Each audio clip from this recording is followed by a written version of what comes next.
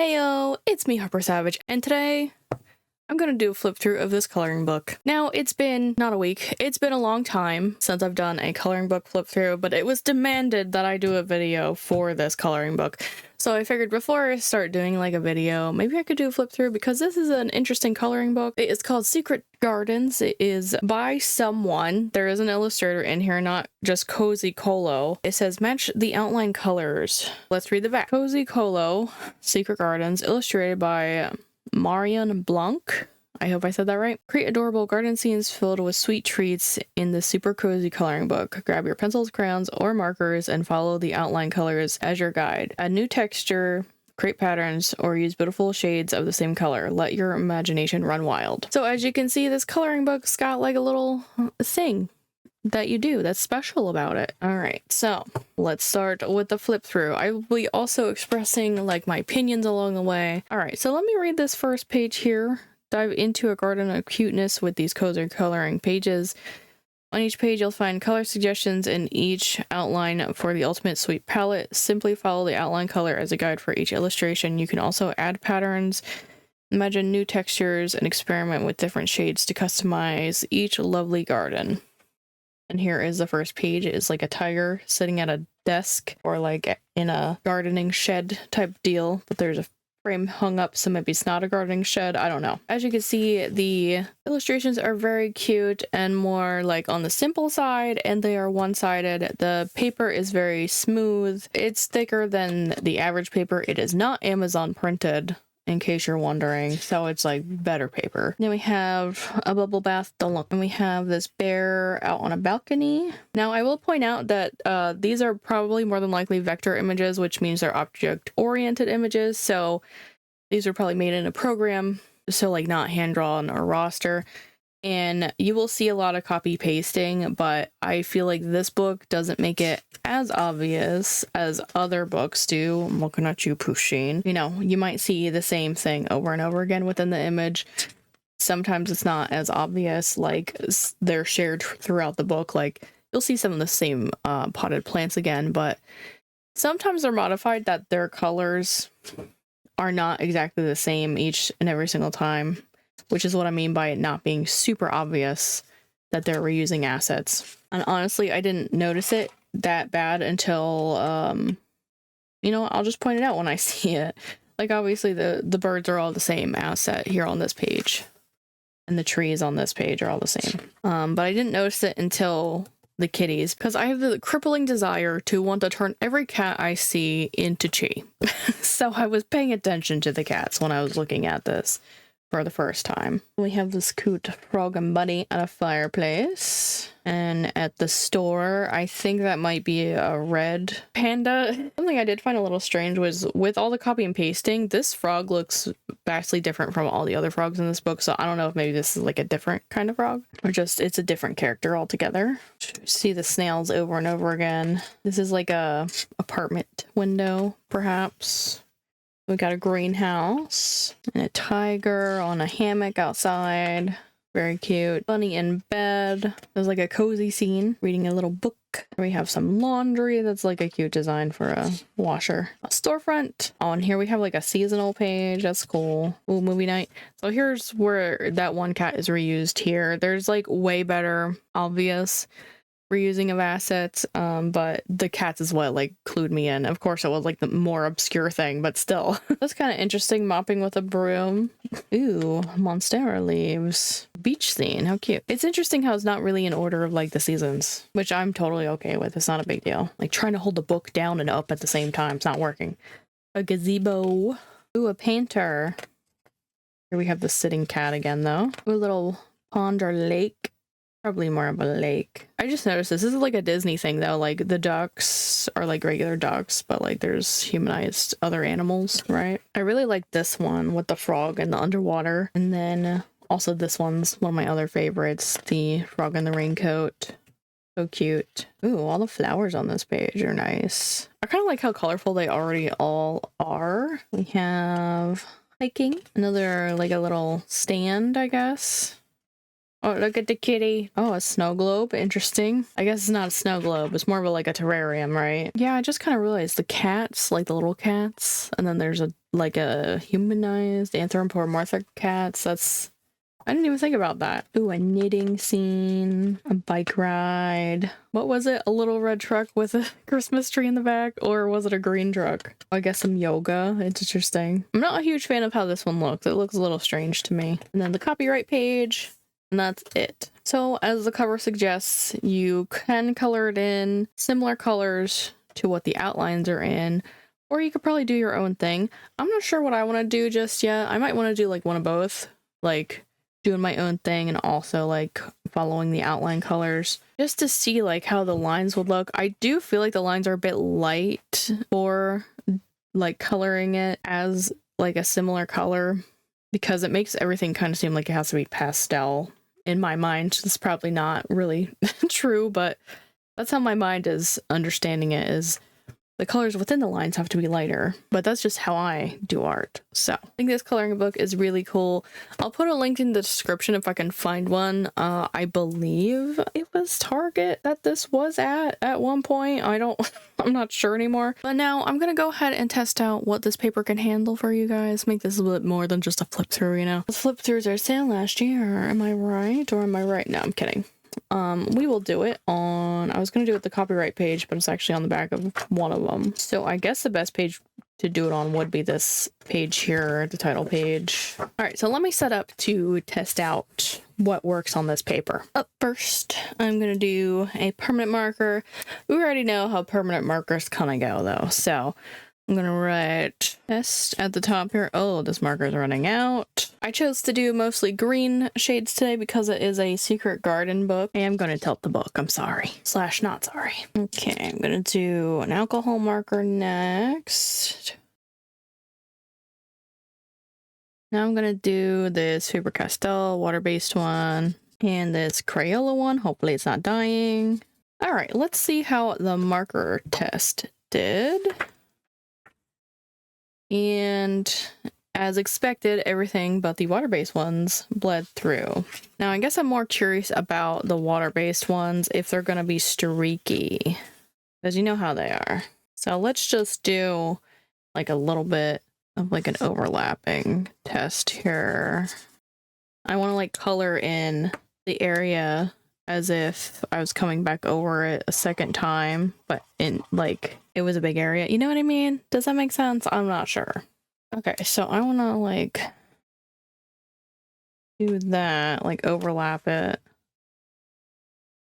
See how bad of an overlap it'll be. I kind of feel the paper getting soaked right there, so I think it might eventually like pill. Wow, that looks awful. But I can't really judge the Crayola that much because this is from my like very old set, like probably like 10 years old now. I don't have my new ones in use just yet. By new I mean less than 10 years old, but I still have had them for a while too. Okay, let me grab a color to do like an Ohuhu blend test. I have no idea what shade this is. I'm kind of hoping it matches that one that I grabbed earlier. I probably should have like wrote down what color that was of the Ohuhus. Oh my god, why are the caps being difficult today? I probably should have chosen a much more dramatically different color. What does G3 look like? Because I have G1 and G2 out, so like, oh, G3 is lighter. Okay. I think my colors I chose might be a smidgen too close to each other, so I feel like it might not be a super fair blend test, although this green is like the same tone as the G2. I don't know. Maybe I just pick the perfect colors and this paper just blends really well. Maybe we'll let it have that. Before we move on to pens, I wanted to try out my outline pen just because this is kind of a book that's focusing on the outline color, so I thought it'd be just, you know, fun to do it. I don't know. Doesn't make a whole lot of sense, but I'm just curious, okay? Ooh, okay. Okay, these are the pens I grabbed. I have a big ballpoint, a Jelly Roll, Moonlight, like what's that line called? A Bic Gel, and a Papermate Inkjoy. That felt super smooth. That one didn't feel as smooth. That one felt kind of slippery. And I think it might take a minute for this to dry because it's not soaking into the paper. And last, we have the ballpoint. It works how you would imagine a ballpoint would. So let me grab all of my dry mediums we're going to test. All right, I grabbed my Prismacolors, and for more affordable color pencils slash not as artist grade, I got my regular Crayolas and also my Hardmouth Koh-i-Noors. Oh, and I thought it'd be fun to grab some of my soft pastels or chalk pastels, whatever you know them as. And because it's mentioned on the back, I grabbed some crayons too. Okay, I grabbed like a regular green. Well, it's a dark green, but a regular-ish green from my Prismacolors. Oh god, I don't even know if I grabbed like a color that'll blend into this, but I grabbed a color. It's more of an olive green, and this is more of like a blue-sided green or cool green, whatever you want to call it here. I think it's working on this paper like really good though. It will have some bloom, so you'll have like the dust of the color pencil though. Now I'm going to do the Koh-i-Noors. I don't know if these two colors are going to blend together either, but I know I've had the most problems with these in my coloring book, so I just wanted to see. Oh, let me write that that's a Prismacolor, right? Now I know that these ones don't really like the super smooth paper. I had issues with these in my Lulu Mayos not working well, because this would be like the set I would take with me places. It's not having that hard of a problem, but I could see it not like blending as well if I had chosen like more different looking colors. These are just the two colors that were like right there. And I'm sure it wouldn't get very far because the paper's already smooth, so there's really no burnishing. So, okay, I grabbed all four of them that were in there. Some of these are new and some of these are like old. By new, I mean like has a crazy name like Granny Smith Apple, and back in my time, it was probably just called like yellow green or something. Oh, these are the colors of kindness. That's why it has a crazy name. But I guess let's do like jade green and lime green. Can I fit it in here? Maybe not jade green and lime green. The jade green might be too dark. Maybe let's do jade and olive. Yeah, those two look like they are gonna blend together. It's so long since I've used like regular basic vanilla Crayola color pencils. I can see them blending together, but you're gonna have to choose colors that are really close, like I did, for them to really super blend. Because they're having a similar problem that the Koh-i-Noors are, where it's like there's no burnishing involved with them, so you're not gonna get too far when it comes to like layering and stuff. The whole keep working at it thing might not work. I guess we'll do these next because they're in pencil shape. These are Stabilo. I have like another brand too. I think they actually might be the Koh-i-Noor brand. I got these like a really long time ago from a Christmas present, like, I don't know, 10 years ago probably. They're soft pastels, so if that sensation bothers you, you won't even be using this on this kind of paper. I occasionally like to use them in coloring books. Well, they blend together pretty well. They're going to smudge because they're chalk pastels. So let me get my smudging stuff to smudge it. So I just got a little thingy. Okay, when you smudge it away, it doesn't look super blended anymore. Let me put another layer on it, because I usually work like this, where I put a layer down, I smudge it out, and I put another layer on and smudge it out. And give it a fair chance, like how I know how to use these. It's been forever since I used these too. I kind of like ended up mixing all the extra together, but I can see that it didn't blend very well, but I think it might be fine for such a simple coloring book if like you have soft pastels and want to use them. Okay, crayon time. Oh gosh, is that green broken? I swear if this green's broken. Okay, what about this other one? Okay. Every time I go to use the basic Crayola crayons, they're always broken, so I'm like, I don't reach for them that much. I do know, for me personally, I think crayons work better on smoother surfaces, and I know crayons, like, they don't really blend together that well, so I'm not expecting anything crazy to happen here. But they're usable. Not my favorite of the things we've tried so far. That's it for dry stuff, I think. I'm gonna get out some wetter mediums. Before I move totally into the wet mediums here, I wanted to try out my twist up gel crayons because they're kind of on the same vein as crayons. I mean, they are. I haven't really used these since the video, and I feel like I should be using them more. Ooh, I love how smooth that is. What? That's amazing. Now, what? Do I use a blender to blend this together? Is that how it works? Can't quite remember. It's been a while. Looks like it's going to have a similar problem where it's going to like be blended together upon coloring, but as soon as you try to smudge it out, it's no longer blended. All right, now we have the watercolor twist ups. These ones are like sparkly. I'd imagine it's going to work in a similar way, but just when you add water to, so it might be fun to just like color with them, you know. This is kind of like what I remember Crayolas feeling like in my childhood, but I'm probably just remembering wrong, where they're like so smooth and buttery. And now they're like so dry. I don't know, am I crazy to think that crayons used to be like smoother feeling than they are? Well, it activated, so that's a good sign. See them kind of working out. We'll see how the paper does though with all the water we're about to put on it. I just have my grabby watercolors here.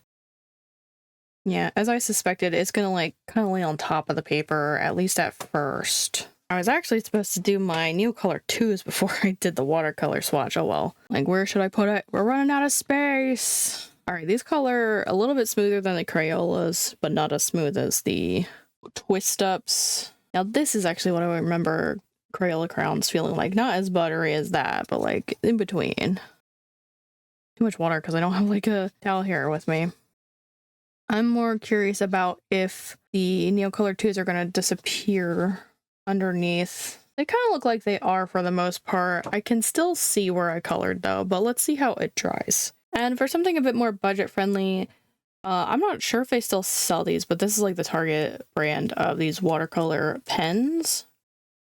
Just mostly curious to see how they would work because they're kind of markers, kind of paint, and I'm hoping it's going to be a fair comparison just because I know that these are super old, like mine are anyways. Okay, they basically don't reactivate on this paper.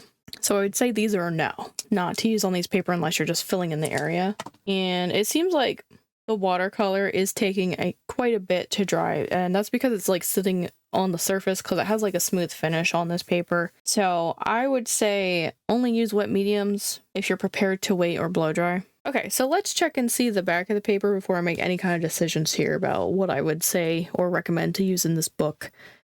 So, okay, it looks like the Mondo llamas definitely bled through, aside from the ones we already knew about. And a little bit, can you see it? Of the Neocolors and what was this? Oh, that was another test swatch. So if you layer things too much, obviously they're going to start to bleed through. If you use too much water, it's going to bleed through.